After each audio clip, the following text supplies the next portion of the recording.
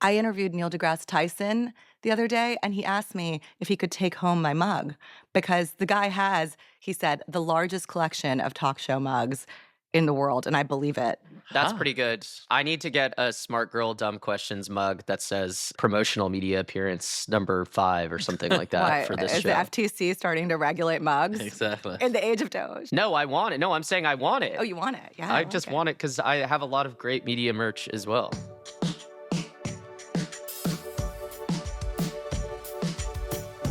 Hello and welcome to Mixed Signals. I'm Max Tawney, media editor at Semaphore, and with me, as always, is our editor-in-chief, Ben Smith. Hi, Ben. Hey, Max. This week on the show, we're speaking with Hamish McKenzie, the co-founder and chief writing officer at Substack.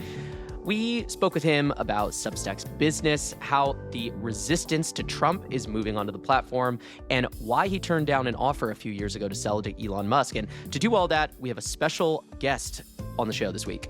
Yeah, we're bringing back Nayeema Raza, our former co-host, who's now not on Substack, but in kind of independent creator land. Well, we'll talk to Hamish and bring on Nayeema right after the break.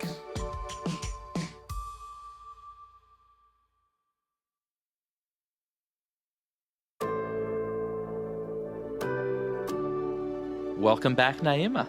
Hi, you guys. How are you? You know, surviving without you. Oh, I'm sure. Max is doing great. Barely, but we're happy to have you back. So, first of all, you have a new show. I do. How's everything going? You're one episode in. How's the show? The show is great. First episode is out with Mark Cuban. Ben, what did you think? I mean, you listened. What did you think? I thought it was great. I thought you produced the hell out of it, too, and it looks great. And perfect first guest in Mark Cuban. Yeah, and he was such a gracious guest. But first episode was with Mark Cuban. The next episode is coming out now. It'll be out at the same time this is, which is with Cleo Abram, an independent journalist / creator. And we talk about if the future is too bleak to have babies and the media's role in creating or amplifying that sense in millennials and Gen Z. I feel like it's your people, it's millennials who have these deranged views. But but Cleo really is like really one of the best. I feel like people who want to understand the future of media, Cleo is a very, very good person to talk to. A former Vox journalist who created a really successful independent business. Yeah. I avoided the temptation to do the why I left Semaphore video. You should have, You know? we never did the why I left the New York Times one either. But in any case, we're gonna get to all this in the show. But I do think that, part of the reason we wanted to have you on is you're really like in the early stages of living and figuring out this independent creator world, a huge share of which is built on the back of Substack and of Hamish's company.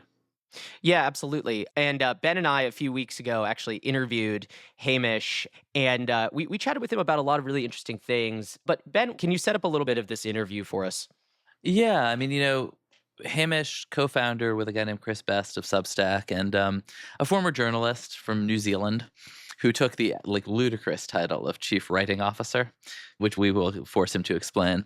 But I do think Substack, which has incredibly kind of high hopes, I think, from its backers in Silicon Valley as a real sort of big alternative to the mainstream media, big valuation of, I think, north of $600 billion. And I would say, in some ways, a very challenging business that they're still figuring out. But I think as a product has just clearly emerged as the backbone for a huge share of independent media, has built a center of gravity where if you're starting a new newsletter, particularly a text-based thing, it's the default place to go because you plug into a network of other people doing similar things and get recommendations from there. They're now, I think, wrestling with this reality that text is a tough business in some ways and everybody wants to be in video. And they're offering that to their new wave of creators, as we call them, people who used to be called television hosts like Jim Acosta. And I think the big question for them that we're very interested in hearing from him about is how you navigate that. Are they a text platform, as I actually kind of think they are, or are they a creator platform for our coming post-literate society? I don't know. Well, why don't we listen to the interview, and then, Nayeema, I'm really curious to hear what you think as somebody who's swimming around in these spaces these days. And this is an interview we recorded recently in Soho with a live audience. You can hear the occasional laugh track. So, Hamish, thanks for doing this.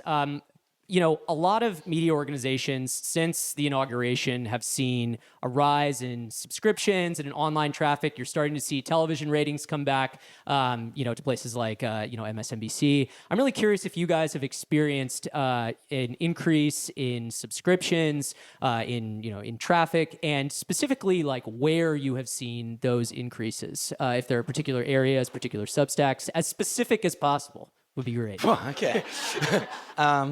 Well, the political volatility sort of generates this need for sense making, I think, and Substack is a place where lots of the smartest thinkers in discourse about what's going on in the culture, and that has resulted in a massive flood of people looking and connecting with people they trust. So yeah, there's been a huge, and to be specific about it, there is, in particular in this moment, and we've seen the inverse of it, but in this moment, that's people who are looking for some sort of response to Trump, so an anti-Trump movement. So you see publications like The Contrarian, which is Jen Rubin, who left the Washington Post after many decades, partnered with Norm Eisen. That had a huge launch. Jim Acosta left CNN and is going live on Substack every day, Substack live video. Doesn't do anything that traditional Substack people would have done. It doesn't actually use his desktop computer for that. It's all through the phone. That has been a massive success. People like John Cleese left Twitter because he doesn't like Elon and is putting all his energy into Substack now. So that kind of action is a massive wave of that. You mentioned Acosta's video, and you launched a $20 million creator program. Yeah. And I guess as a fan of the technology referred to as text, I find it all a little dispiriting. Like you have this incredible text platform that's growing, that's really, I think, transformed the way people use text. But I assume there's a lot of... anyone who does any other media in any other form should not be allowed. But I'm going to guess that there's a lot of pressure to justify your valuation by pivoting to video, which is... I was at BuzzFeed. I know that situation well. Yeah. And I guess, could you talk me out of being really dispirited by that? Yeah. Okay. Well, just to clarify the fun thing, it's like guarantees for people who are migrating their paid audiences from other places. And it's some value of the migration from those publications will be up to $20 million. It's not like a version of the advertising guarantees you did with... Yeah, we're not handing out money or grants and minimum guarantees. It's like we're just making sure that you know that if you migrate your paid audience from that place to this place, you're not going to lose any money in the process. And then you could take advantage of the Substack Growth Network to go to greater heights. How can I reassure you? I think that there is a tendency to think about media platforms in the context of media types. And so there's a platform for photo sharing, there's a platform for videos, there's a platform for long form videos, a platform for text. But Substack's special sauce is more about the Substack model. So the writer or the creator or the publisher has total ownership of their audience. They get paid primarily by direct subscriptions, and then the platform that serves them can only succeed if they succeed. So the only way we make money is 10% cut of subscription revenue. So we're highly motivated to help them succeed. And they can leave at any time because they own their list and they own all their content and all that sort of stuff. Given that is the framework, then what you're actually doing is not subscribing to a content type. You're subscribing to a person or a publication that you really trust. And those people might want to express themselves primarily in text, but sometimes they also want to express themselves in podcasts. God forbid, some people like to do podcasts. Some people might want to do video. Some people might just want to make it sort of community oriented. And then you get all different cuts of that. Some people are primarily video and also want to write essays sometimes. Do you think, are we all primarily video in 10 years? No, I don't think so. I think as it is today, I think there'll be a place where a lot of the attention goes. But I think writing is the best technology ever invented. That's why we're a tech company, because we're a writing company. And I think... Should we say what your real title is? No. He's a co-founder, sounds great, but he's also... I don't know when you decided this, but he is the chief writing officer. Yeah. Can I explain why? Well, that drew a laugh. It's a lame... it's an heroic title. But the reason I did that is because my previous title was COO, and which I just took because when we started the company, Chris is going to be CEO, and I was like, I don't want to be COO, and he made me take it because it's the second most important title because he thinks he's more important than me, and I after a while just became ridiculous because I wasn't doing anything. I'm the least operating type person in the company, so I changed it to something that represented kind of what I do, and also I wanted writers to feel represented by Substack and the upper echelons of their leadership. I wanted to feel like writing had a place there. I appreciate the spirit in which it was thanks. intended. Yeah. So, Hamish, you mentioned a few minutes ago that so there was a writer who'd come to Substack and had some success because they didn't like Elon and were unhappy with the direction of Twitter. You guys actually It's called X. Yes, it's X. I'm still working on getting that out of the lexicon. But you guys were almost bought by, or you had a conversation about being purchased by Elon. That was reported by, I think, Jess Testa, who's here somewhere. I'm curious, how did that conversation go, and why did you rebuff that offer? Elon had talked to Chris about, like, on a get to know you basis, and apparently I've heard that he's, like, through another source, that he considered Substack as like the paywall for Twitter, and that was untenable for him and his plans, and he wants to own everything, so obviously he'd also want to own Substack. Later on, that was just a get to know you conversation. And later on, we came close to launching the Notes feed, which is like this discovery and discussion product. It was kind of like Twitter, but for Substack, which we weren't positioning against Twitter. We're positioning as a way for Substack writers to have a ways to reach new audiences that didn't depend on these other social networks that are sometimes hostile to their interests. And as a courtesy, the day before we launched that, we gave Elon a heads up that it's come in. And we're like, some people might freak out about this, but we're not positioning this against Twitter. The next, and later on, it actually turned out people did freak out about it and say it was a Twitter killer and was not what we were seeking. But his response to that was to drag Chris into a call and essentially offer him the job of CEO of Twitter and try and propose joining the forces. And we discussed that and weren't interested in doing that, but weren't going to say one way or another immediately in that time. We're like, we've got a thing to launch the next day. We're not going to decide the future of this company in this afternoon when you want. And so he just said, okay. And then the next day we launched Notes. He interpreted that as an attempt to kill Twitter, or he said that in public that that's what he thought, and went nuclear on Substack and blocked all the links, cut off our API access. For a while, was blocking the word Substack in Twitter search. So you'd search for Substack and wouldn't return any results for Substack, it would just return results for newsletters, and threatened legal action. And we haven't continued discussions with him. We weren't going to entertain the idea of, it wasn't a discussion about Twitter purchasing Substack. It was him saying he would like to do that and us saying no. Why not? I think there are lots of reasons. I used to work for Elon and I'm not really that eager to do it again.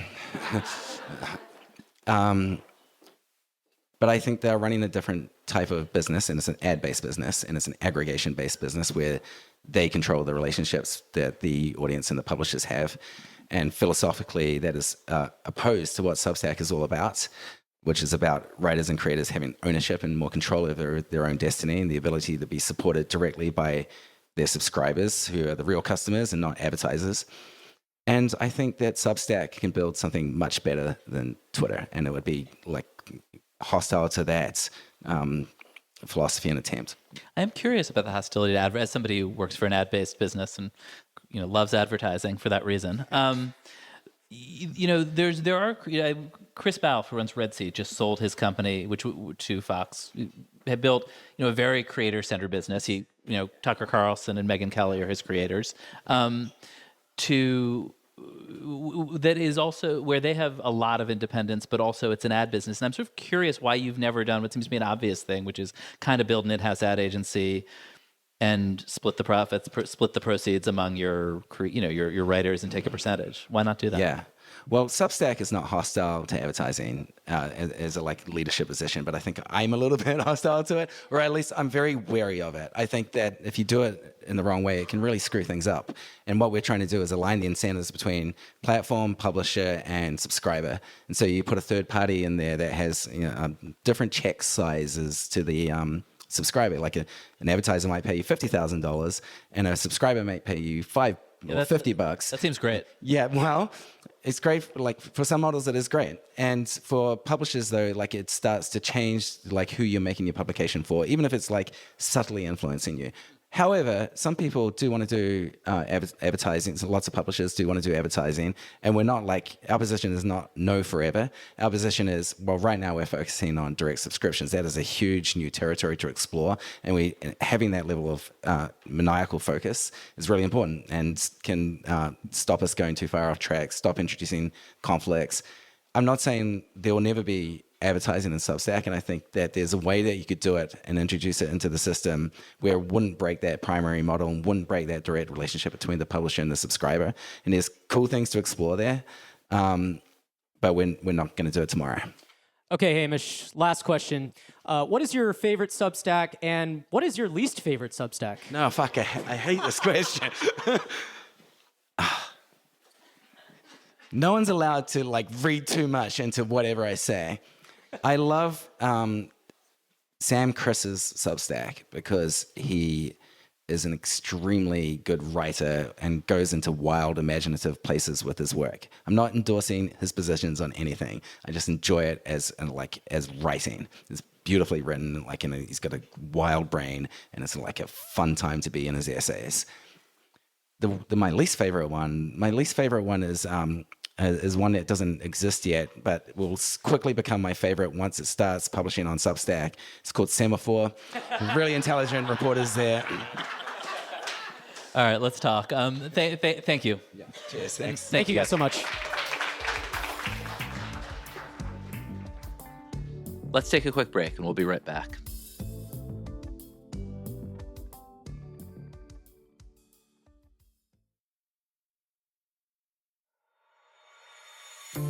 This week on our branded segment from Think with Google, I spoke to Google's VP of Marketing, Josh Spanier, about how AI is helping marketers go local. You know, I think a lot of people are now genuinely using AI for all sorts of kind of general cases. They're summarizing long documents with it. They're using it for search queries. I guess I'm a little more skeptical that it's really getting deeply ingrained into media and marketing. Is it? So it sounds like you sense some imposter syndrome in marketing around AI, Ben, and you may be a little bit right. I've been really excited by what I am seeing about people using AI to a very, very deep level in marketing and beyond. So recently at the Super Bowl, our cloud marketing team here at Google found 50 companies, one in every state in the country, who are using Google's Gemini to do marketing, to do interesting things with Gemini.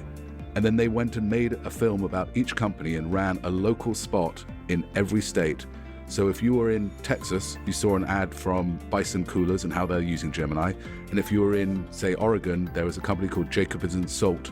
They're taking sea salt and making it into cooking product. And they're using Gemini to analyze data and actually build their marketing materials all in real time. It's all pretty exciting. And that exploration of 50 companies doing all sorts of different things actually really opened my eyes to the breadth of use cases that are happening. I see that at agencies, I see that inside my own teams, and I think it is genuinely, we're moving beyond imposter syndrome and into actual trial and error and creation. It's interesting that you kind of are selling it so locally. What should people take from that? You know, they say all politics is local, and in some ways all marketing ultimately is local as well. The best marketing resonates with an audience, and one of the ways you can go at that is just simply speak to an audience in a local, smaller area. It's hard to make an advert which is going to appeal to 100 million people across the entire country versus just in one state where people has a resonant reason to believe in it. And the nice thing about YouTube, the nice thing about Google Search, the nice thing about a lot of our products and multiplied by AI now is you can actually activate locally at scale in a way which previously was much, much harder. It was really manual and difficult. And now you can operate in this really relevant way locally, which is actually supercharging AI adoption across the country and across marketing teams.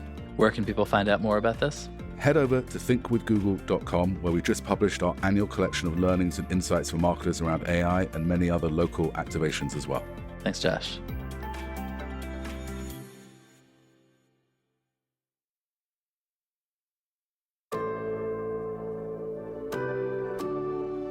So, Ben, why are we not doing what Hamish is suggesting? Why don't we want to put our stuff at Semaphore on that platform? Is it just that we don't want them taking 10% of our subscription revenue? We're not a subscription business, but why doesn't that sound so appealing?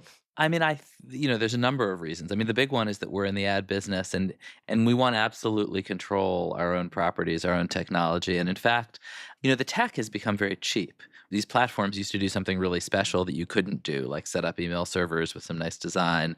We use a sort of lesser known platform called Sanity to do our back end. But the bigger picture is just that these platforms are interchangeable, and the technical things that Substack used to do to distinguish itself have sort of become trivial. The thing that's really valuable about it, and by the way, that I am a little jealous of, is that when you subscribe to a Substack, it says, if you like this one, you might like these other ones. How about that? And that there's a network with real network effects. I think if I could have the best of both worlds, which is like totally own and operate my own thing, but plug into their network, I probably would. I think they've built something pretty amazing there. So, Nayeema, I'm actually curious what you think as you were starting to move over into just kind of this pure kind of creator space. You're not launching on Substack. I'm really curious, what's appealing to you about YouTube versus launching on Substack? I mean, it seems like you're the exact type of person who they would want to have on the platform. Yeah, I think, I think that creator, I remember, Ben, you and I did a Twitter Spaces with Kara years ago, with Kara Swisher, and I called her a creator and you laughed. I'm still laughing.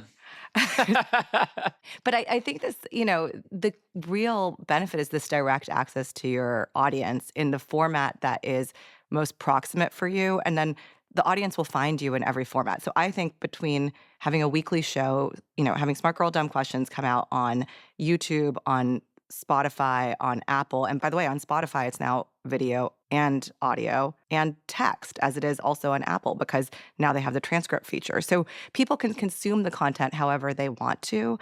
I just felt that because I'm more native in video and audio, it made sense to be in those platforms. And Substack, I still think I feel it requires having some kind of, love of Ben's life, text element to it, right? And then asking people, the other thing is I didn't want to ask people to pay for my content, especially in launching something. I think it's one thing if you have a big audience and you're moving over to a platform, and I understand why you'd want to do that as well, because Substack gives you the email addresses of your audience. That is the real value to creators. Like, if YouTube could switch on an opt-in for all your subscribers or your viewers, or Apple Podcasts, or, to say, hey, opt in, send Nayeema your email address by filling in this form.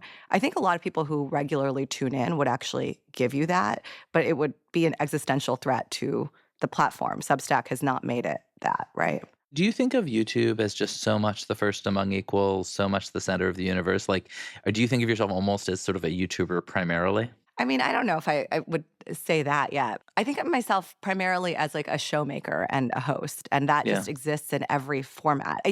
I think it's like less relevant what I'm doing than how the audience is choosing to experience me, if that makes sense. If you're watching me on YouTube, I'm a YouTuber. If you're listening to me in your ear on your AirPod, I'm a podcaster. If you're reading, something I wrote in the Times or wherever, you think of me as a writer. You're still literate. Yeah. Yeah, I mean, I find that very encouraging, because in a way what you're saying is this old line that content is king, that, that the sort of platform dominance is fading a little bit, and creators are a little less captive to any given one and are living across a bunch of them, and their audience still follow them. I mean, the experience I had with this recently that kind of struck me was I wrote a thing about Steve Bannon, and I was listening to his show, the right-wing sort of movement leader and provocateur, and was listening to his podcast on Spotify on the way over and told him that. And he was like, wait, no, I got deplatformed from Spotify for threatening to slice people's heads off and put them on pikes. And Max reached out to Spotify for comment. They promptly deplatformed him again. And then I said to him, sorry about that, basically. And he's like, no, I don't care. I'm strong. And he's off he somehow has built a huge audience despite having been thrown off every major platform. And there is something in that. People are finding content. They're finding the content they want, even if it's not on any platform you've ever heard of, in a way that's kind of interesting. And it comes back to this idea of why I left the New York Times, why I left Vox, why I left BuzzFeed Video. Actually, there's a value, a premium in being other and being independent right now. Yeah. And audiences see that. And so there's just a value in that. Do you feel like people are rooting for you more than they were when we were doing this together? I think the culture is just different amongst independent creators. I remember reading Katie Couric's memoir, and she had this line in there about when you're training this kind of younger person, you knew you were training your replacement in a way. And TV has created, in particular in legacy media, this zero-sum mentality around media. And it really, I think, hurts media when the business is shrinking. Part of the reason YouTube is expanding is because people want it to expand. Colin and Samir, who we had on as guests on the show, like have a whole show dedicated to the expansion of YouTube creation, right?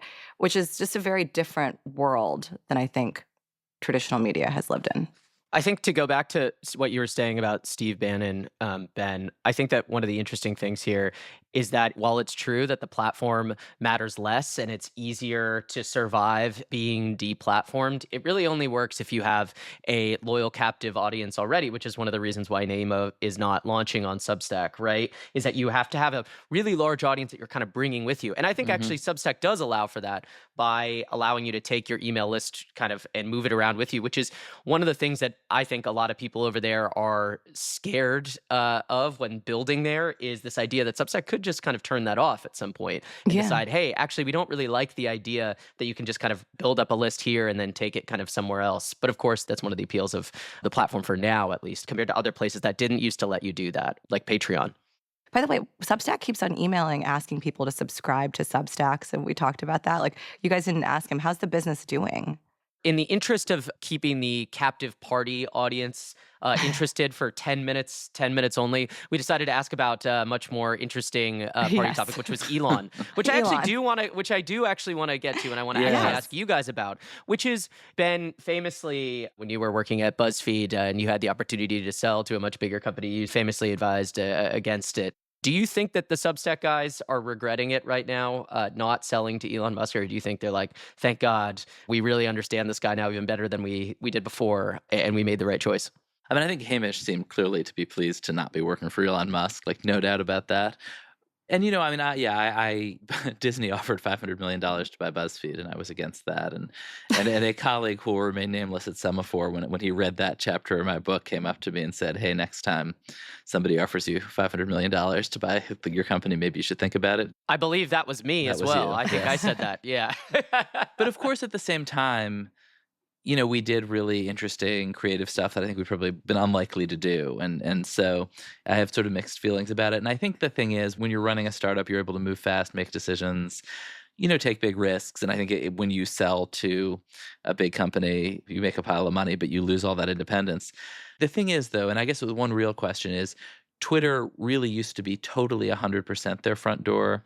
You know, Twitter's, the world is splintering a little, and it's not totally their front door anymore, but I do think there's still an element of Substack that's kind of a feature of X. It's the long form version of X in some way, and I don't know if that ever totally goes away. It depends. Is Blue Sky the new front door to Substack? I actually think for the specific type of creator that seems to be doing well, or journalist, writer, whatever, who seems to be doing well on Substack right now, I think that it actually is, just given the fact that their largest growth area at the moment seems to be people who hate Trump and who are mad at the mainstream media for not being anti-Trump enough or not doing enough to stop Trump. So clearly Blue Skies, although I think that probably almost everybody on Blue Skies already subscribes to at least one Substack. Yeah. The main thing that they're going to try to do, that Substack and Hamish, I'm sure, are trying to do, is to make sure that they subscribe to multiple and to kind of continue to squeeze the juice out of those of us who are already on there. And it's successful. I mean, my Substack bill keeps going up, not down. Brutal. I want an all-you-can-eat Substack thing. But Nayeema, I wanted to ask you, because there is this, I mean, probably like the biggest source of energy in media right now is loathing of Donald Trump by liberals. And there's a huge trend that drives me crazy, actually, of journalists who work in mainstream media, work in jobs where it's very important that they be fair and open-minded, and then leave, and the day they leave, it's like, mask off, like I am as liberal as you always suspected I was, and hate Donald Trump as much as you suspected I did, like, which is fine, but it really does undermine the credibility of their former colleagues. I wonder, are you gonna go that route? Are you gonna drink from the kind of resistance streams? No, I think, do you even know my politics, Ben? No. Yeah, I feel like that's the thing. But now's your moment. Now's my moment to come out. To come out as whatever they are. I think that, I didn't grow up in the U.S., so my politics are not so like on this left-right single dimension spectrum. And Mark Cuban and I had a conversation all about America and the values of America, and talked about like why universal health care is a great thing, but neither of us are big supporters of student loan forgiveness. And so I think it's much kind of more compelling to me to unpack policy positions and talk to people. And as it relates to Substack, maybe that's a platform where you're watching Jim Acosta and then it tells you, hey, like tune into the Dispatch. And that could be a place where people are meeting, different viewpoints in one platform. That's still really hard to do. Algorithmic-based platforms like YouTube have not figured out how to get people out of they're not even looking to probably, but not be in a rabbit hole and deepening your position, but actually expanding your knowledge. Yeah, no, absolutely. Although I think you did just answer the question about your politics. You're a centrist. I don't know. I mean, I don't know if I'm a centrist. I just don't identify on this spectrum. Of course. But as it relates to the Hamish conversation, it was so interesting hearing him talk about advertising versus subscription, and subscription being this kind of neutral business model versus advertising Right. compelling you in ways, because that seems antithetical to the whole development of journalism. I feel like that last 100 years of objectivity in journalism was driven by the fact that it was no longer these partisan papers, but advertisers wanted more neutral content, right? So Yeah. that's where objectivity in journalism kind of came from a business perspective. Yeah, from the sort of old Michael Jordan Republicans buy sneakers too line. Yeah, exactly. And then fast forward to, like, we've talked a lot about, and I've heard you guys talk a lot about, Washington Post on this show. The Washington Post is an example of an institution that became beholden to a certain subset of subscribers and then, saw the business really get hit by its recent shifts. I mean, audience capture in a way is, I think, this huge phenomenon across media. I mean, you saw it in the big lawsuits against Fox. They were panicked about their audience being unhappy, and that's what got them into trouble. I mean, do you think about that at all? Like, I think one of the things about a startup and a new thing is that you have ideas about where your audience is, but you also follow the heat and you follow the energy and you go where people are. And I mean, maybe it's early days, but I'm curious if you're starting to see like, oh, like the people want me to talk about this on YouTube, and so that's what I'm going to do. Yeah, YouTube is a platform that's really actually built for evergreen content. And so news of the day is less interesting than like Yeah. idea, education, et cetera, because so much of your content is a long tail. And the algorithm takes, you publishing regularly over time to start kind of promoting you, right? So big names, guests, help. My YouTube views right now are nothing compared to my Apple downloads. I think also YouTube, it's one or the other, right? Because if you are actually first directly on the news and you're producing something right there in the moment, something like that, actually YouTube really rewards you for that. You see that with places like The Bulwark or Midas Touch, these organizations that are just literally jumping on the news as it happens. Basically, you either have to be the first thing on YouTube and or you have to be, right, evergreen, and somebody can find it in 10 years and still think it's relevant. More with Nayeema right after the break.